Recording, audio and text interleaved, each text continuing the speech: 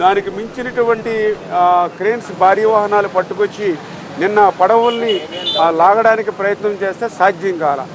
ఏంటనేది చూస్తే ఏదైతే 3 బోట్స్ కూడా ఒకదానికొకటి లింక్ అయి ఉన్నాయని, అంటే మనం ఒక బోటుని లాగడానికి ప్రయత్నం చేస్తే దానికి మళ్ళీ వెనకాల ఒక 2 బోట్స్ని దాని క్రిందకి లాగుతున్నాయి. అంటే 3 బోట్లు అంటే దగ్గర దగ్గర 340 120, అంటే 100 నుంచి 120 టన్నులు కెపాసిటీకి అది 3 లింక్ అయి ఉండడం వల్ల మరి బయటికి రానిటువంటి పరిస్థితి కనపడుతోంది. అంటే ఎంత దుర్మార్గం అని అనిపిస్తూ ఉంది.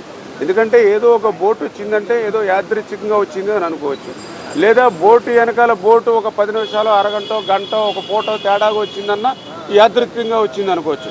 కానీ 3 పడవలు ఒకే లంకె కింద కట్టి రావడం, ఆ 3 పడవలు అంటే 40 టన్నుల సామర్థ్యాన్ని 120 టన్నుల సామర్థ్యాన్ని పెంచుకునేటువంటి పరిస్థితి రావడం నిజంగా తలుచుకుంటేనే భయం వేస్తుంది. ఎందుకంటే ఏదైతే కౌంటర్ వెయిట్ని తాకితేనే కౌంటర్ వెయిట్ 2 ముక్కలైంది. ఈ 120 టన్నుల సామర్థ్యాన్ని పెంచుకునేటువంటి 3 బోట్లు కూడా ఒక్కసారిగా సెంటర్ ఫిల్లర్ని కనుక తగిలి ఉంటే ఇవాళ ఈ బ్యారేజీ మీద మీరు నేను నిల్చుని మాట్లాడుకునే వాళ్ళం కాదు. ఈవేళ క్రిందంతా కూడా బంగాళాఖాతం వరకు కూడా కలిసిపోయేటువంటి విధంగా ఉండేటువంటి పరిస్థితి ఉండేది. అదేవిధంగా ఇంకొకటి కూడా చెప్తూ ఉన్నారు, ఏదైతే ఆ పడవల్లో శాండ్ కూడా నింపి ఉండొచ్చని కూడా చెప్తూ ఉన్నారు. గట్టిగా ముమ్మరంగానే దర్యాప్తు జరుపుతాం. ఖచ్చితంగా దోషులు ఎవరైతే ఉన్నారో వాళ్ళని శిక్షించేటువంటి వరకు కూడా వదిలే ప్రసక్తే లేదని చెప్పి తెలియజేసుకుంటూ, ఏదేమైనా ఇప్పుడు ప్రజెంట్ మాత్రం మా ఫస్ట్ ప్రయారిటీ ఏదైతే ఆ బోట్స్ ఏవైతే ఉన్నాయో వాటిని వెలికి తీయాలి. అందుకే ఈవేళ విశాఖపట్నం నుంచి, కాకినాడ నుంచి కూడా డ్రైవర్స్ని కూడా తీసుకురావడం జరిగింది.